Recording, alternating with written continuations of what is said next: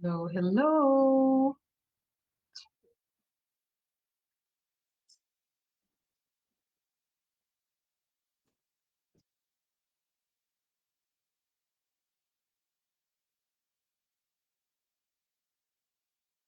I forgot my mic.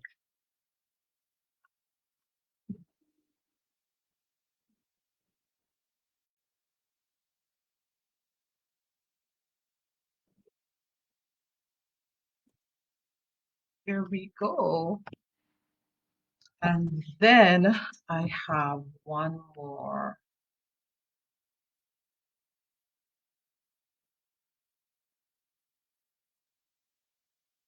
thing that I want to do. Give me one moment. One moment.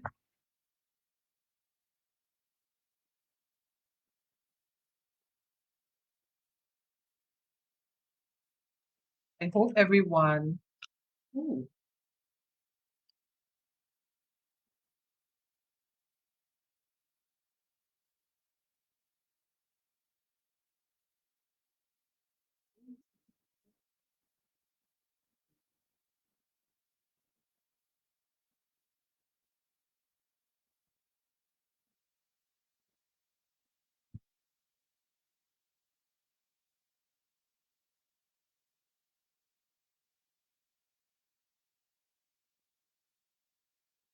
as I'm still here, I am sending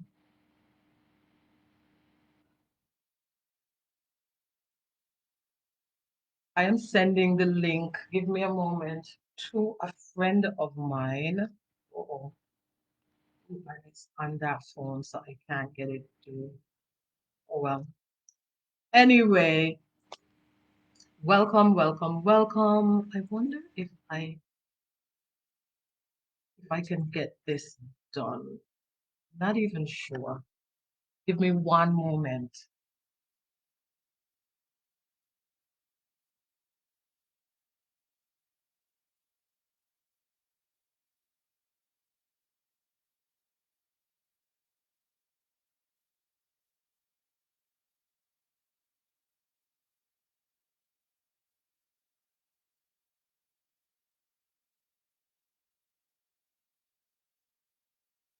Ooh, all righty. I was trying to send, sorry about that.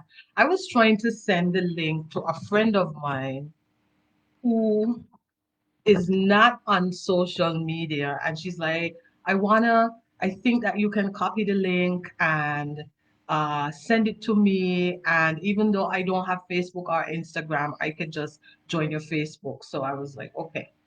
Alrighty, now that we've got that out of the way, happy Tuesday. I hope you guys had an amazing day. It was,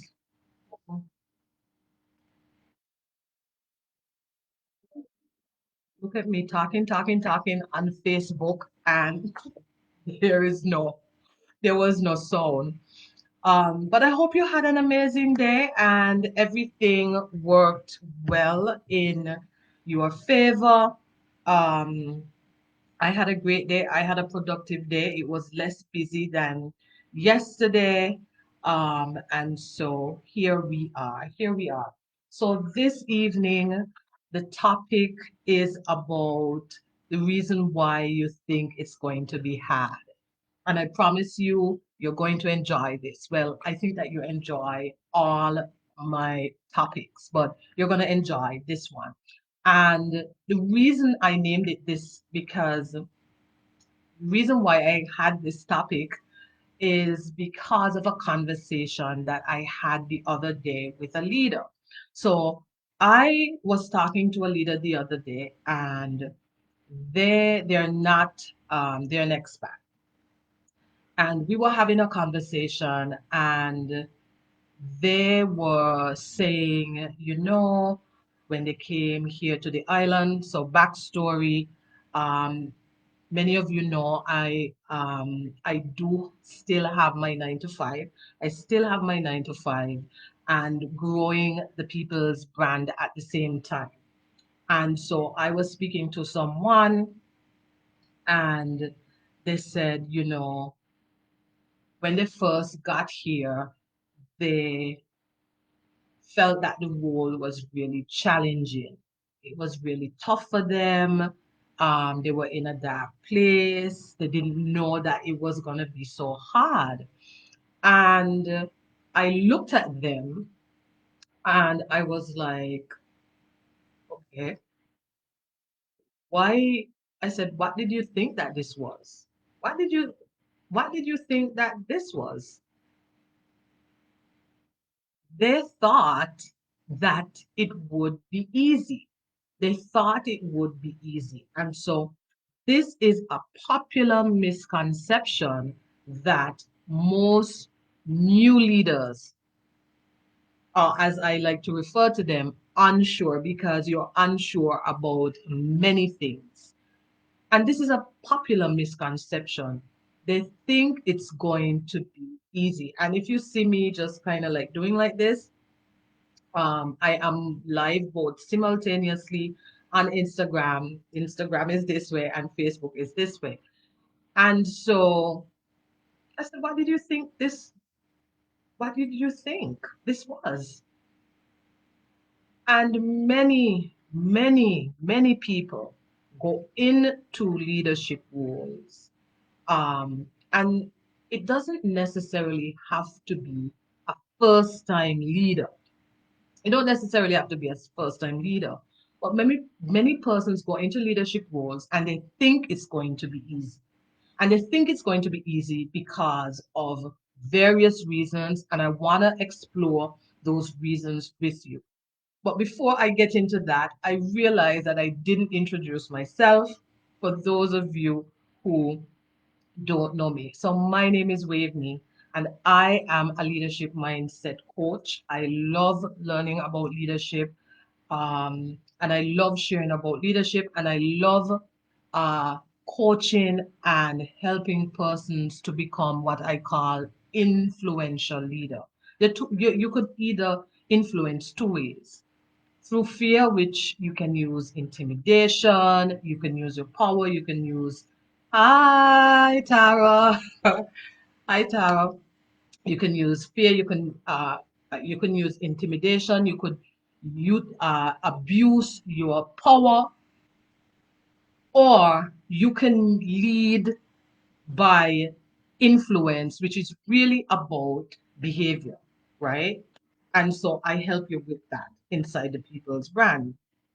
And so many times, unsure leaders, people think that what got them here, or what got you to that point will get you there, will get you to that success that you want. And that's actually the name of a book. And I think that it's an incredible name. What got you here won't get you there. And it was written by a gentleman by the name, he's an executive coach. His name is Marshall Goldsmith. You can go look him up. And that is the fallacy, that is the trap that many leaders fall into, because they feel what got them to that promotion, that point. They feel like the same skill set or the same things that got them to this point, whether it's a new role or they're second time manager or they've been in leadership for a while, they think that the same skill set will get you there. I can tell you, as someone who is currently, as we speak, I am a director of HR, and I can tell you there are levels to this. You grow into this. There's always something that you learn about. There's always something that you learn about yourself, about people, how to manage them well. It's either your communication, about your relationships. There's levels to it. So even though you may have mastered or conquered the art of maybe public speaking, maybe now you are comfortable speaking, um, hosting a meeting, speaking up in front of your peers because you've had to do it because of your role. There will be something else that you need to work on when it comes to communication. But what got you that success, what got you to this point, is not the same thing that will give you that edge. It doesn't work in leadership. It might work in other things, but it doesn't work in leadership. And so I want to break down to you tonight why it's hard for you, why you think it's hard, right? I have my notes. I have my notes here. So the first thing an onshore manager does or thinks is they think it's hard, and this is something that they do, is they work as an individual and not as a team. It's sort of like a default mechanism, right? Because before you transition into leadership, you're sort of responsible for your own success. You might be a part of a team, and yes, you're team oriented, but you're not that team focused. That is not your first. Um, this is not your first point of reference. As a leader, your team has to be your first focal point. It's not about you anymore. And so making that transition is on paper, yes, you signed the dotted line, you're now in leadership, but to make it mentally, it's very difficult, which is why your mindset has to change. You have to start with mindset. In my signature coaching program, Communicate to Influence, it is the very first module that we speak about. I call it a leader's mindset. Last night, I spoke a little bit about it. It is foundation. Mindset is foundational. Change in identity is foundational. Last week, when I did my wavelength series, you can catch that on Wednesday. If you go to YouTube or you go on any of these channels, you'll see it. I spoke about how change happened, how you can change your mindset. But when you first make that transition, you're still thinking about yourself as the individual. You're still thinking that what you do and what the team does, it is all separate. Even though that you might be managing the area, you're still seeing it as separate. And that is one of the reasons why it's hard. Because sometimes you compete against your own team or you don't give them the resources that they need, right? You you're still operating as if you don't have other people to support. And that is not the role of a leader or an influential leader. And so that is the first thing, the first reason why it's hard. The second reason, let me go here on Facebook just to make sure there are no comments. Okay. The second reason why you think it's hard is, and it is hard, you're making it hard for yourself, is you don't understand the power of relationship building. Listen, I've had some great bosses. I'm telling you. I had a boss, and I almost every day I call his name in my office. No, this is not Fernando. Last night I spoke about Fernando. Tonight I'm introducing you to one of my bosses. His name was George Lander, Jorge Lander, and I was his executive assistant. I've done many jobs, right? In hospitality, I was his executive assistant. And what I love about Mr. Lander is that I was not just an executive assistant. He brought me in. He ensured that I understood the mechanics how a hotel operates. As a good, another characteristic of a good leader is that you make sure that your team understands the mechanics of the operations. I tell leaders all the time there are very few things that your staff should know. There are very few things, right? But a lot of persons feel insecure and they hoard information. You're not doing yourself any uh, service, any good by hoarding all the information. Mr. Lander wasn't like that. I was his executive assistant, and you would swear I was almost like I'm on the leadership committee. He brought me into he invited me to meetings, he shared certain things with me, he trusted me. I remember one time someone made a mistake and said, "Oh, your secretary." He said, "No, no, no, no, no. We don't call them secretaries anymore. She is my right hand. She is my executive assistant. He is, Mr. Lander was that person for me. And he ensured that I understood the power of relationship building.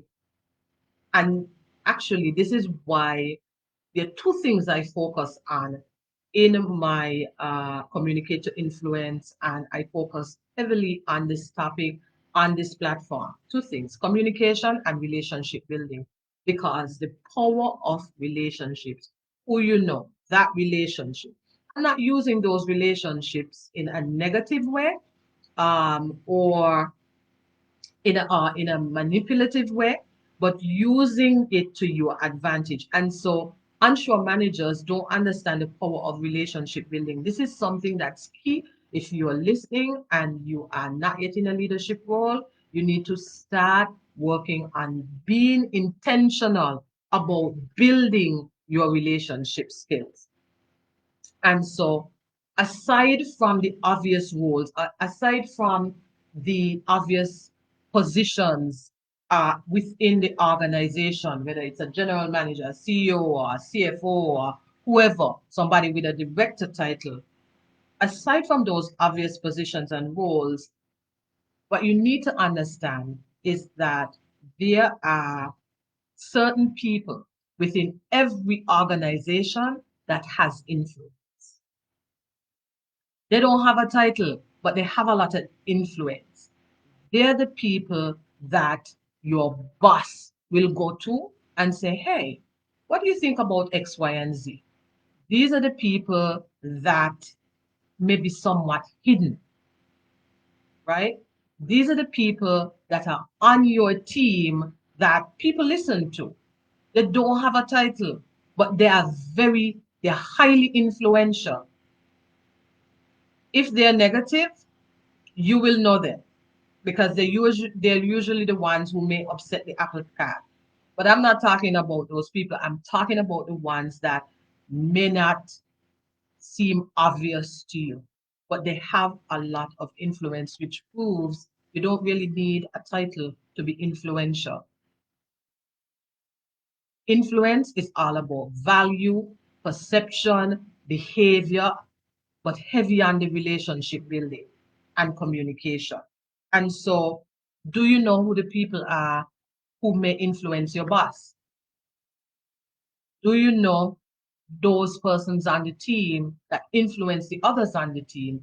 That if you have to implement a change or you want to get something done, they're the ones who, if they have a doubt, then everybody is going to be resistant to it. Or if they're on board, everybody's going to be like, yes. Do you know who these people are? You have to know who these people are. And this is why you think it's sad, because one, you're still thinking as an individual, you're still thinking as a frontline leader, you still think that you are back there and that the work that you produce will somehow make a difference and somehow give you that success, not recognizing that you're in a different league, right? You think it's hard because you don't understand the power of relationship building. You don't know who the key players are outside of the obvious people, right? You just focus on titles. This is why you think it's hard. You don't know the person on the team that if you said to them today, hey, what do you think about this? Or if you worked with them, it would make a difference. And this is something that I see a lot of leaders make the mistake of. They want to impress people that are higher up in the organization and they discount the people that are down here. Huge mistake. Huge, huge mistake. Huge mistake. So, another thing I see people do is they judge people, and because they may look a certain way or they may not tout and shout from the mountaintops their position, that you discount them. Huge mistake. This is why you think it's sad. This is why it's hard for you. Share if this is making sense for you, share it out with a work bestie. Share it out with someone that wants to get into management or is new in management. You have to understand the power of relationship building. And then lastly, they don't prepare. You think it's hard because you don't prepare. And it happens many times, right? That you go into you're just focused on getting that promotion. You're just focused on, yes, if I get that promotion, it will get me from here to there. I'll get more money. I could move here. I could do this. I could do that. And you do not prepare for it. You haven't given any thought about what does it really mean to lead? What skills do I need? What am I good at now? And where do I need to grow? This is where the people's brand comes in. This is why I'm here to help you because I was once you. I was once, I've been in management. I've been a manager since 2006. I've been in management since 2006. That is how long I've been in management. And so I've grown a lot. And wouldn't it be great, right? Wouldn't it be great to have someone to walk with you as you walk on this journey? This is why I'm doing what I'm doing. So you don't have to make the mistakes that other people are doing. You don't have to make the mistakes that I've made, right? I wish I had a me when I was starting out. I wish I had a me because, like I mentioned last night, many organizations are not really great at putting together management programs. And even so, you don't want to be in a position where many people don't want to be in a position where they open up to their HR departments or they open up to their manager. They don't want them to see that vulnerability. And that's okay. That is why people hire coaches, right? And so people often don't prepare, right? You need to understand way more than your job description. You need to understand way more than your job description. These are some questions that you need to start thinking about before you get into that role, or questions that you can ask when you're being interviewed. You can ask things like relating to your team, like how have they been previously managed? This is super important. If you are accepting an offer, if you're going into a leadership role, a management role, whatever, right? You need to understand what was the management style like of your predecessor? What did they do or not do? What, because how they led shapes the culture of the team that you're going into. And so you would almost have to adjust your strategy to get things done. If you, and I've seen this so many times, I've seen it so many times locally with, as persons um, on a local level go into leadership. And I've seen it so many times with expats coming into an organization, coming into a country, and they're just coming with their own mindset, their own thing, their own culture. And the Caribbean culture is very different, very, very different. So, how have the team been previously managed? You need to understand, did anyone else apply for the role? Did anyone else on the team apply for the role? Did anyone else within the organization? Why is this important? Why is this important? This is important because you can be met with resistance. I've seen it. Remember my background. I'm an HR professional. I've seen it. I don't want to say seen it all, but I've heard a lot. I've seen a lot. I'm accustomed to a lot of scenarios. And many times leaders promise people things, positions, right? They promise, oh, if you do this, I'll promote you. If you do this will happen. And oftentimes this leader goes away.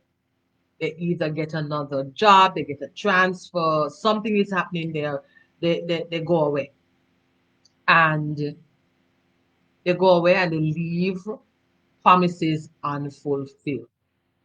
And if you are walking into a scenario where someone promised someone something, especially a position or to be on a project or something like that, you need to be aware of that.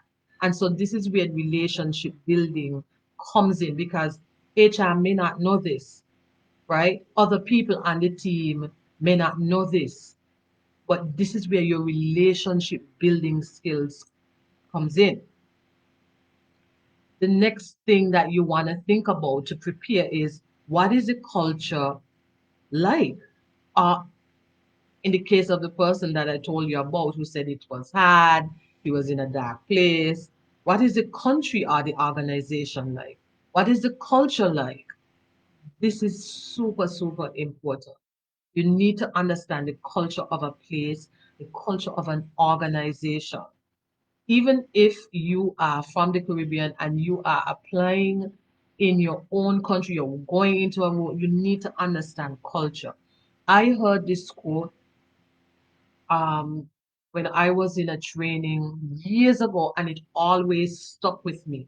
It stuck with me till I was able to see it play out in front of my eyes at a place that I had worked. And it is this: it says, culture eats strategy for breakfast. Let me say it to you one more time. Culture eats strategy for breakfast. The culture of a place will eat any strategy. You could come in, and most, you know, you're looking at the people's brand, you're here, I assume that, you're a high achiever, you are driven, you're ambitious, and you go in, you want to prove, you have ideas, I can do this, I can do that. And many leaders going like that. They go in, all these great ideas, but the culture of that team will eat your life. You will never get anything done. And you don't even know why. It's because the culture eats strategy for breakfast. I worked at a place for a period of 2 years. I'd left hospitality and I went into manufacturing, and boy, did I see that play out. Telling you, because I was trying to implement certain things and the resistance was strong because they had been doing things a certain way for a very long time. I'm sure that plant was open for over 30 something years.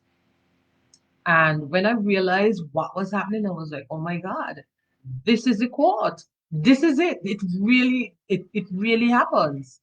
Culture eats strategy for breakfast. So you have to understand the culture of a place. If you're moving from one Caribbean island to a next, that's another mistake people make. They think it's going to be the same way.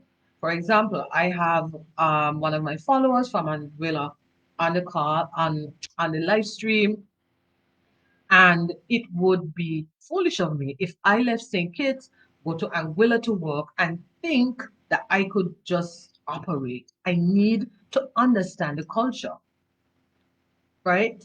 So it's not only if you're going to the US or you're going somewhere in Asia or the UK, it can happen right where you are.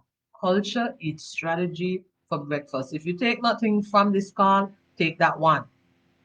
And then, so what else is happening when you don't prepare, right?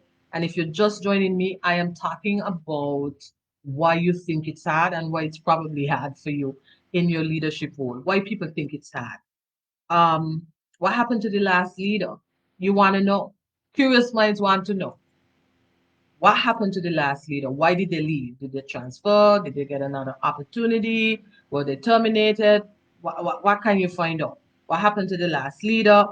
And then the other thing is, what skills do you need and what's the plan for you? What skills do you need? Because you're great at something, that is why you got that position. But what do you need to work on? What's the plan? What is the company's plan to help you to become successful? Do they have a training program?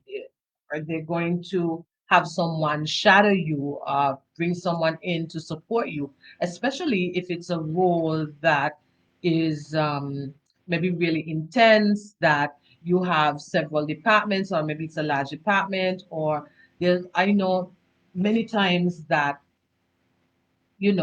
people are what in for a role, and it's a huge role, and they'll need support. Um, they have the skills, but they'll need some additional support. So, you need to ask these questions. It's not about how much money are you going to pay me. It's not just about your compensation package, right? I'm giving you some free 99 advice here tonight.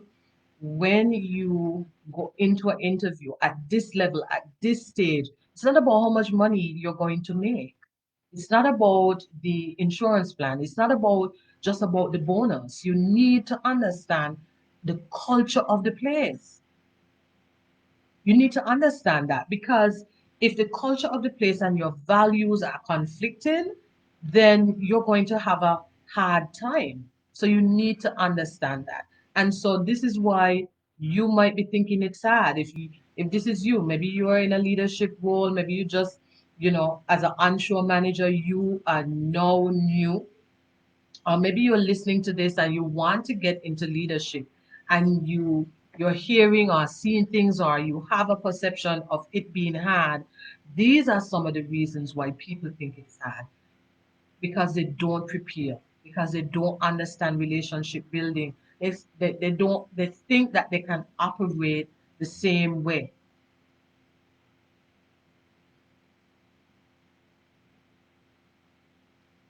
Leadership, doing this work, yes, it's challenging, but it gets really, really hard when you don't know what you're doing. It gets really, really hard when you don't prepare. It gets really, really hard when you kind of just stumble into it and you just kind of like, yeah, whatever.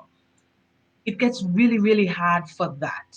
And then you end up using strategies and tactics that work against you and not for you. And you end up being like the bosses that you said that you weren't going to be like. You end up being like them. And we don't want to be like them, right? The people who made our lives miserable, we all have had horrible bosses. We don't want to be like them, but we somehow sometimes end up being like them because we don't do the needful. We don't prepare ourselves. This is the work I'm doing at the people. This is the work that I'm doing, right? This is why I've decided to focus on new managers. So you can have that person, that guide, someone to navigate that scary path, because it is scary. It is scary. All the things that you have to deal with. That is why I keep referring to it as an unsure manager, because you're really unsure.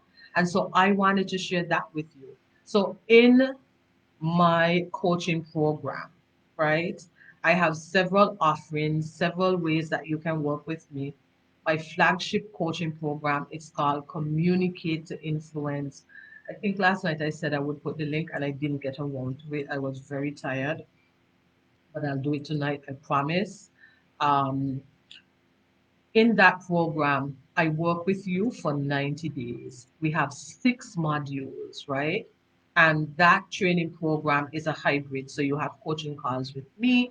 And of course, there's work that you have to do on your own. And we have 6 modules. The first one is a leader's mindset. The second one is called From I to We, right? From I to we. And this is really setting the foundation for you. It is giving you tools. And sometimes you go into a new job. Well, all the time, when you go into a new job, you don't know what to focus on. Module 2, I tell you what to focus on. And you could apply it across the board anytime. Anytime you could apply it, because it works in all organizations. Those focus points work in any industry that you go into. And so I help you with that. So you don't have to think that it's hard. Things are not hard when you have someone with you holding your hand.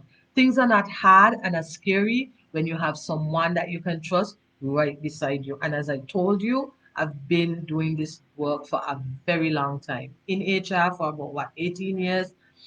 Been in management for a while, now a director of HR, senior HR professional. So I've seen it. I've seen it. I don't think I've seen it all, right?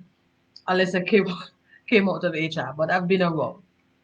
And so that is what I'm there for. What I'd like to say to you is if you need the help, then you can go to my bio. You can either read about the Communicate to Influence coaching program, or you can send me a DM. If you know this is you, then you can schedule a consultation call. And if you're still on the fence, then I have a 3-day leadership challenge. And it doesn't require a lot of investment from you, right? It's just a 3-day email challenge that you can log on to and take that challenge, and then you'll see what it's like to work with. And so I'm going to leave you for this evening. I am here all week except for Friday. Friday is Good Friday.